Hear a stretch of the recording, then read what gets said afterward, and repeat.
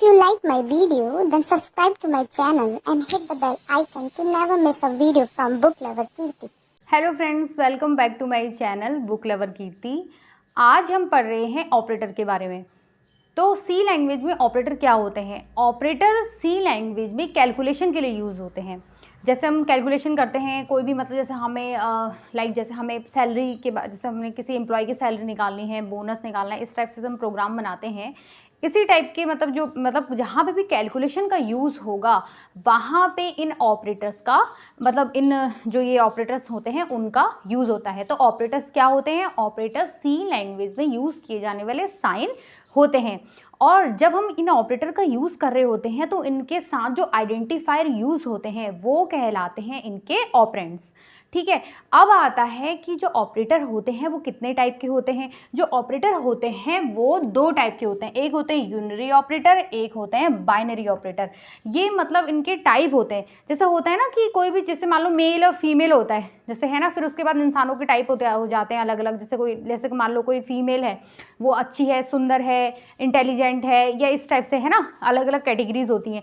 ऐसे ही जैसे कि ऑपरेटर्स होते हैं उसके दो टाइप होते हैं, बाकी फिर उसके और भी अंदर और भी दूसरी चीज़ें होती हैं, लेकिन जो मेन बेसिकली जो होते हैं, जो ऑपरेटर होते हैं वो दो टाइप के होते हैं, यूनरी ऑपरेटर, एक होता है आपका बाइनरी ऑपरेटर। तो जो यूनरी ऑपरेटर होता है, जो यूनरी ऑपरेटर की कैटेगरी में कौन आएगा और बाइनरी ऑपरेटर की कैटेगरी में कौन आएगा? जो यूनरी ऑपरेटर वो ऑपरेटर होते हैं जिनके लिए केवल आपको सिंगल ऑपरेंड की ज़रूरत होती है, जो केवल सिंगल पे लगेगा, सिंगल जो आइडेंटिफायर होगा उसी के साथ वो यूज़ होते हैं, उनके लिए आपको दो की ज़रूरत नहीं पड़ेगी। ठीक है, और जो बाइनरी ऑपरेटर होते हैं उनके साथ दो ऑपरेंड्स की ज़रूरत होती है। कैसे? जैसे मैं आपको बता देती हूँ। जैसे मैंने यहाँ पर लिख दिया, जैसे मान लीजिए मैंने यहाँ पे a माइनस ए लिख दिया, है ना, और एक जगह मैंने लिख दिया a माइनस बी, है ना। तो ये जो है ये क्या है? यूनरी ऑपरेटर है, क्योंकि मान लो a की वैल्यू, अगर a की वैल्यू 6 है तो ये क्या है? -6 हो गया ना ये।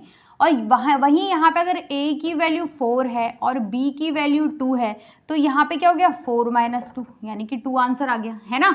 तो ये अलग अलग हैं ऑपरेटर, है ना, अलग अलग, मतलब वो है ये आपके ऑपरेटर्स के टाइप। कोई ये यूनरी इसलिए क्योंकि इसके लिए खाली ये जो है, ये वाला जो माइनस है, ये वाला यूनरी माइनस जो है, ये केवल सिंगल ऑपरेटर पे यूज, सिंगल ऑपरेंड पे लगता है।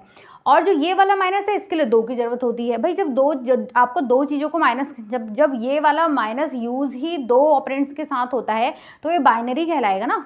ये वाला जो ऑपरेटर है बाइनरी ऑपरेटर इसलिए कहलाएगा क्योंकि ये दो नंबर के साथ के लिए यूज़ होता है। ये तब यूज़ होगा जब दो नंबर को आपस में माइनस करना होगा, और जब हमें किसी सिंगल नंबर को माइनस दिखाना है तो ये वाला हमारा यूनरी आपका ऑपरेटर यूज़ होता है।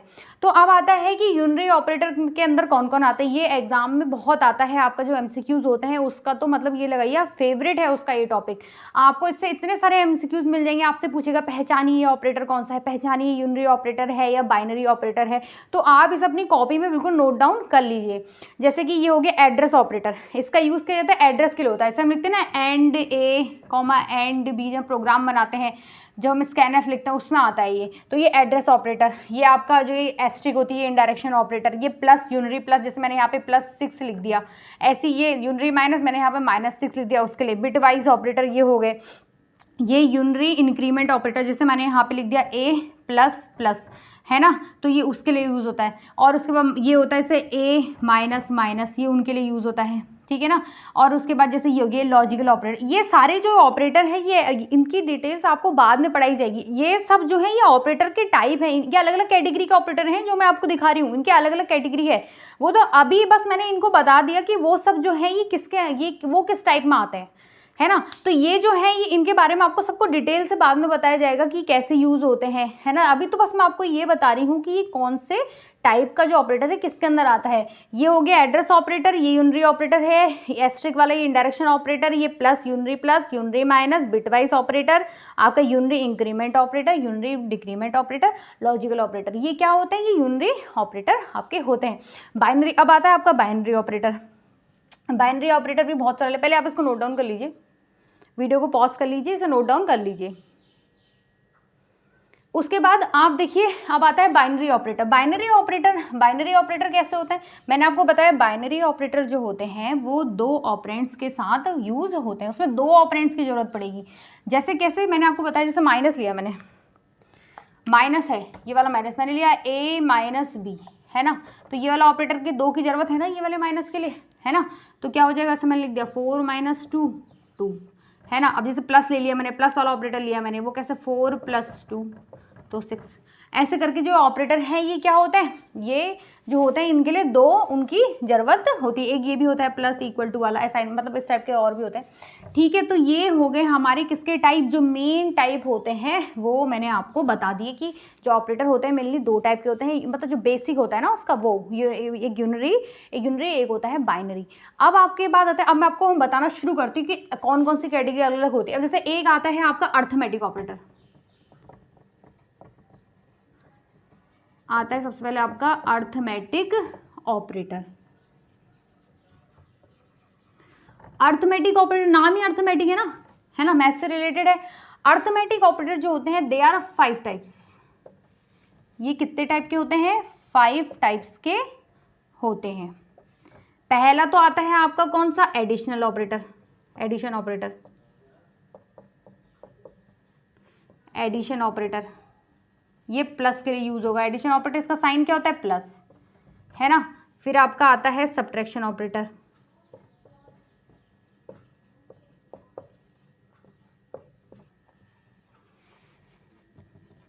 ये माइनस, एडिशन सब्ट्रैक्शन। फिर एक आता है आपका मल्टीप्लिकेशन,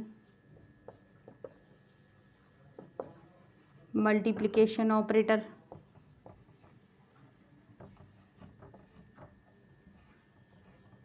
ठीक है। इसमें तो खैर ये वाला लगता है मल्टीप्लिकेशन ऑपरेटर। एक आता है आपका डिवाइड एक आता है आपका डिवीजन ऑपरेटर,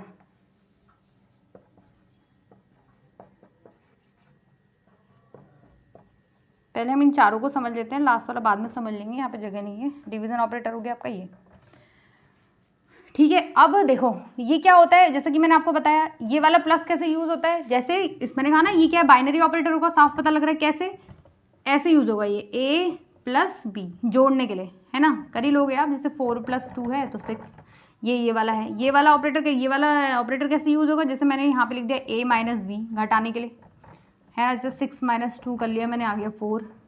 ये तो मल्टीप्लाई के लिए आपको पता ही है, जैसे मैंने एस्ट्रिक बी मल्टीप्लाई से मैंने किया 6 इंटू 2, ठीक है। ये डिवीज़न के लिए हो गया, तो डिवीज़न जैसे आपने दे दिया ये 12/6 आपने डिवीज़न दे दिया, है ना। या इसको दिखा देती हूँ, जैसे a/b ऐसे करके लिख दिया हमने। जहाँ पे आपको डिवीज़न की ज़रूरत पड़ रही है वहाँ पे ये लग जाएगा, ठीक है। तो ये चारों ऑपरेटर ऐसे यूज होता है। अब इसका एक आता है आपका, इसको नोट डाउन कर लीजिए आपको करना है तो। उसके बाद अब आता है आपका इसका 5वां, इसी में जो 5वां ऑपरेटर होता है वो होता है आपका modulus operator, modulus operator.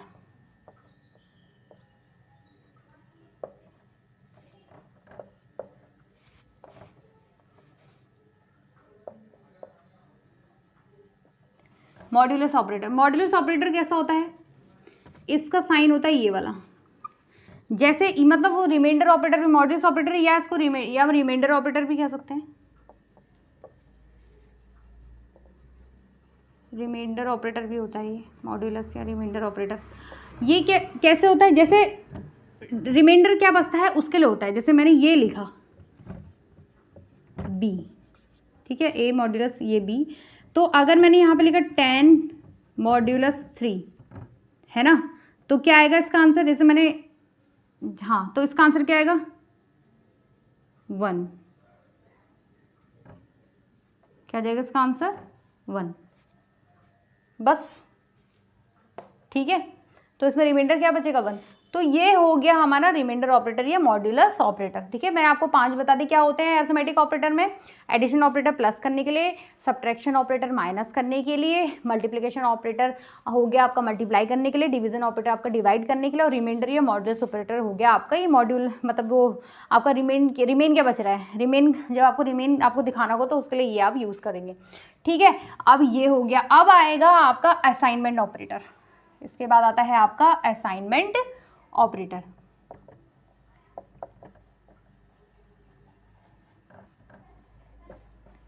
Assignment operator, जो असाइनमेंट ऑपरेटर होता है ये वैल्यू असाइन करने के लिए यूज़ होता है।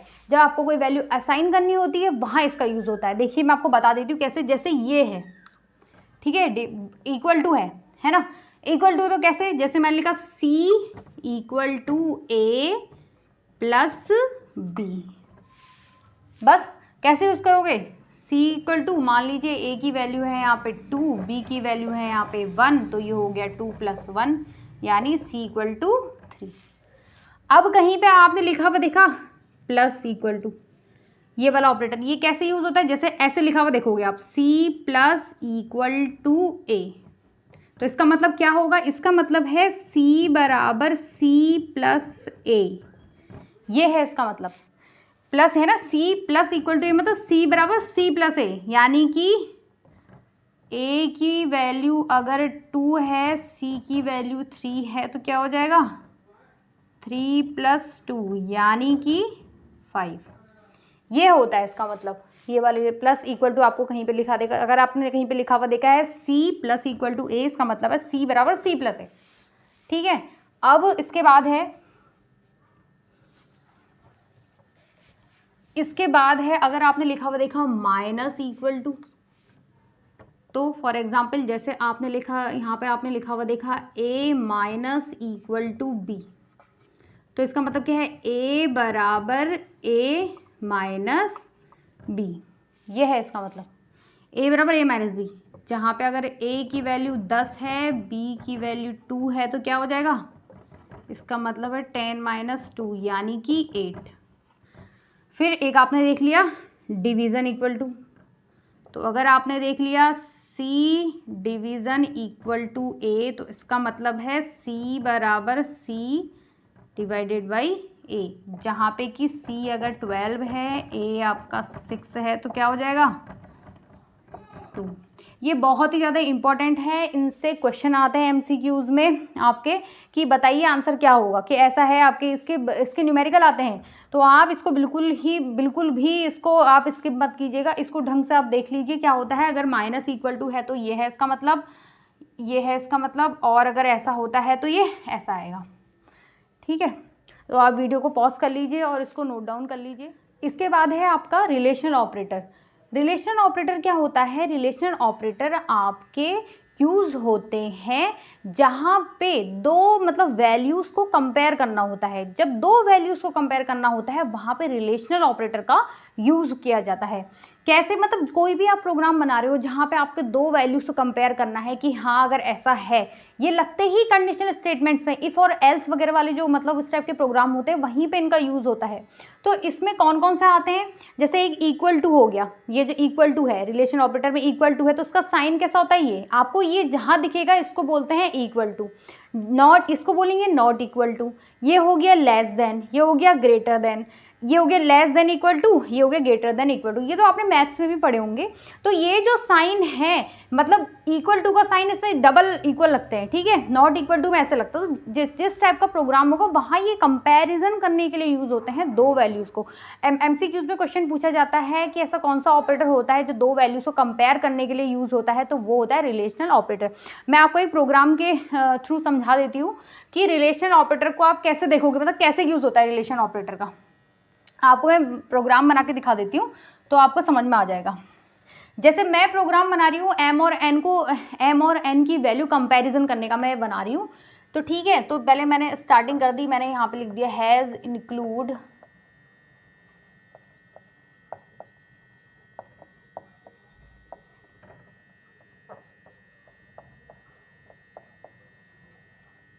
conyu.h, ये तो हम लिखते ही लिखते हैं। फिर यहाँ से मेरा प्रोग्राम हो गया शुरू। ये तो पहले मैं क्या दूंगी, दो वैल्यू दे रही हूँ, m और n की मैंने से कोई वैल्यू दी, m को मैंने बता दिया 40 और n को मैंने दे दी वैल्यू 20। यहाँ पे मैंने लिख दिया क्लियर स्क्रीन, लिख दिया मैंने क्लियर, ये मैंने लिख दिया क्लियर स्क्रीन। इसके बाद अब क्या होगा, अब मैंने यहाँ पे लगा दी कंडीशन, क्या लगाई कंडीशन, यहाँ पे कंडीशन मैंने यहाँ लगा रखी है, क्योंकि ये कंडीशन वाले जो स्टेटमेंट होते हैं उन्हीं में इनका यूज़ होता है। If m equal to n, इसको इक्वल टू बोलते हैं ना, तभी मैंने इक्वल टू बोला। If m equal to n, तो प्रिंट f, अगर m n के इक्वल है तो प्रिंट f, क्या प्रिंट f कराओगी, m is equal to n, ये आप प्रिंट करा दो। ठीक है, मैंने ये कर दिया बंद। और अगर नहीं है तो मैंने लिख दिया एल्स। नहीं है, इसको मैं थोड़ा और छोटे छोटे लिख देती हूँ क्योंकि फिर उसमें जगह ही नहीं बचेगी। और फिर यहाँ मैंने लिख दिया एल्स, नहीं तो क्या प्रिंट कराओ, print F M and N are not equal, N are not equal. ठीक है, फिर यहाँ पे से क्लोज हो जाएगा, यहाँ पे से क्लोज हो जाएगा। अभी बाकी ये बचा हुआ मैं नहीं लिख रही हूँ। तो अब इसमें क्या था, ये प्रोग्राम में कहाँ पे यूज़ हुआ, रिलेशनल ऑपरेटर कहाँ पे है, ये आर्क है आपका रिलेशनल ऑपरेटर। जब आपको दो वैल्यू को कंपेयर करने का प्रोग्राम बनाना था तो वहाँ पे आपने रिलेशनल ऑपरेटर का यूज़ करके आपने प्रोग्राम बनाया। आपके एग्जाम में आएगा क्वेश्चन कि दो m और n की कोई वैल्यू दीजिए और उसको असाइनमेंट ऑपरेटर का यूज़ करके उनकी वैल्यू का कंपैरिजन आप कराइए। तो आप कैसे बनाओगे, आप ऐसे प्रोग्राम बनाओगे, इंट m आपने ये दो वैल्यू दे दी, आपने फिर ये स्टेटमेंट कौन सा लगा रखा है, इफ़ स्टेटमेंट का आपने, ये आगे आने वाली वीडियोज़ में आप देखेंगे कि ये बहुत इंपॉर्टेंट टॉपिक है, ये इफ़ एंड एल्स वाली जो कंडीशन होती है। तो ये वाले स्टेटमेंट क्या होता है, तो if m is equal to n, अगर m n के इक्वल है तो प्रिंट कराओ m is equal to m is equal to, गलत लिख दिया मैंने, m is equal to n। और नहीं तो एल्स, नहीं, अगर जहाँ पे इफ़ आता है उसका एल्स आता ही आता है, नहीं तो एल्स, नहीं तो क्या प्रिंट कराओ, print F m and n are not equal. अब क्योंकि क्या प्रिंट होगा, क्योंकि m और n तो मैंने अलग अलग वैल्यू दे रखी है ना, तो ये तो प्रिंट होगा नहीं, तो प्रिंट क्या होगा, इसका आउटपुट क्या आएगा, आउटपुट आएगा इसका आउटपुट आएगा कि m and n are not equal, ये आएगा इसका आंसर। ठीक है, ये इसका आउटपुट आ जाएगा, आप इसको नोट डाउन कर लीजिए। अब आता है आपका कंडीशनल ऑपरेटर। कंडीशनल ऑपरेटर या इसको टर्नरी ऑपरेटर भी बोलते हैं, ये बहुत इंपॉर्टेंट ऑपरेटर है। क्यों है, क्योंकि इसमें देखिए इसका जो सिंटैक्स होता है वो कैसा होता है, ये आता है एग्जाम में, ये इसलिए इंपॉर्टेंट क्योंकि इसका सिंटैक्स लिखने के लिए एग्जाम में आता है। इसका सिंटैक्स क्या है, टारगेट, उसके बाद ये कॉलन, कंडीशन, फिर ये क्वेश्चन मार्क जैसा ये जो है, फिर ए और ये कॉलन आपका बी। मतलब क्या होता है इसमें, टारगेट इसमें क्या है, टारगेट मतलब जो चीज़ आप चाह रहे हो, मान लो आप बिगेस्ट वैल्यू को मतलब फाइंड करने का प्रोग्राम बना रहे हो, या आप चाह रहे हो कि स्मॉलेस्ट वैल्यू कौन सी होगी, इसका प्रोग्राम बना रहे हो, तो जो टारगेट में आप वो लिखोगे जो चीज़ आप चाह रहे हो रिजल्ट में। तो मान लो आप कोई बिगेस्ट नंबर को बनाने का प्रोग्राम बना रहे हो, तो आप यहाँ पे लिख दोगे कंडीशन की जगह पे वो आएगा जो कंडीशन आप चाह रहे हो, कि आप पूछना चाह रहे हो कि अगर ऐसा है, आपने माना आप पूछना चाह रहे हो कि आपने कंडीशन दी कि अगर a जो है b से बड़ा है, ठीक है ना, a जो है अगर क्या है, a अगर b से बड़ा होगा तो आप क्या करोगे, वो कंडीशन अगर ट्रू है तो a प्रिंट होगा, नहीं तो जो इसके पीछे कॉलम के पीछे जो ये लगी हुई है ये प्रिंट हो जाएगी b। ये होता है इसका मतलब ये होता है कि जो कंडीशन यहाँ पे लिखी जाएगी, अगर वो ट्रू होगी तो पहली वाली वैल्यू प्रिंट होगी, अगर वो रॉन्ग होगी, ट्रू नहीं होगी, तो उसके बाद वाली वैल्यू क्या हो जाएगी, प्रिंट हो जाएगी। ये इसीलिए इसको समझना बहुत ज़्यादा इंपॉर्टेंट है, कंडीशन ऑपरेटर या टर्नरी ऑपरेटर। मैं आपको फिर से बता रही हूँ क्या होता है इसमें, इसका सिंटैक्स होता है टारगेट, कॉलन, कंडीशन, ये क्वेश्चन मार्क, फिर ए आपका कॉलन बी। क्या यहाँ पे टारगेट की जगह आएगा जो रिजल्ट आप चाह रहे हो उसका नाम यहाँ पे आता है। और कंडीशन में क्या होता है कि जो कंडीशन आप यहाँ पे लिखोगे अगर वो ट्रू होती है तो पहला जो आपका ऑपरेटर है, पहला जो ऑपरेंड है वो आएगा। नहीं तो अगर वो फॉल्स होती है, फॉल्स आने पे जो सेकंड ऑपरेंड जो है वो आपका प्रिंट होगा। अब इसको हम प्रोग्राम के थ्रू समझ लेते हैं, क्योंकि इसका प्रोग्राम बहुत ज़्यादा आता है एग्जाम में बनाने के लिए। कंडीशन मतलब ये पूरा टॉपिक ही इंपॉर्टेंट है। कहाँ से किसका एग्जाम्पल वो आपको प्रोग्राम बनाने के लिए दे देगा कुछ नहीं कह सकते, लेकिन इसको आप बनाना देख लीजिए कैसे बनाएंगे। जैसे शुरुआत का हमने पहले ये लिख दिया, हैज़ इंक्लूड stereo.h, तो सब में ही लिखेंगे हैज़ इंक्लूड conio.h। फिर यहाँ पे मैंने लिख दिया void main, ठीक है, ये हो गया हमारा लिख दिया, इसे कर दिया क्लोज। बस यहाँ पे आपने लिखा गेट, ये हो गया आपका क्लोज, ठीक है।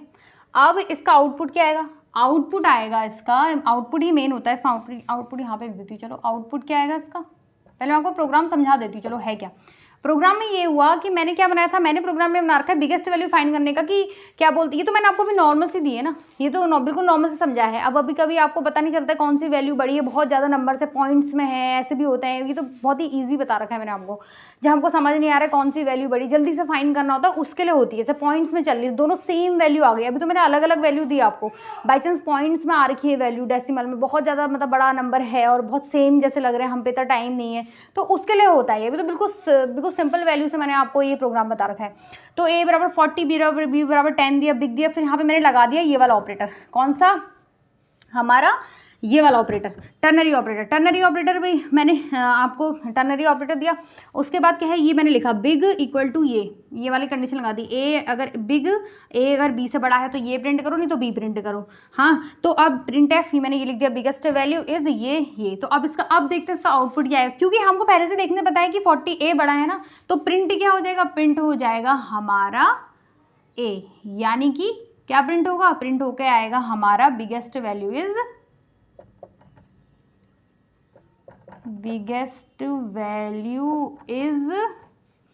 Equal to 40। ये होगा इसका आउटपुट। इसको आप नोट डाउन कर लीजिए, वीडियो पॉज कर लीजिए।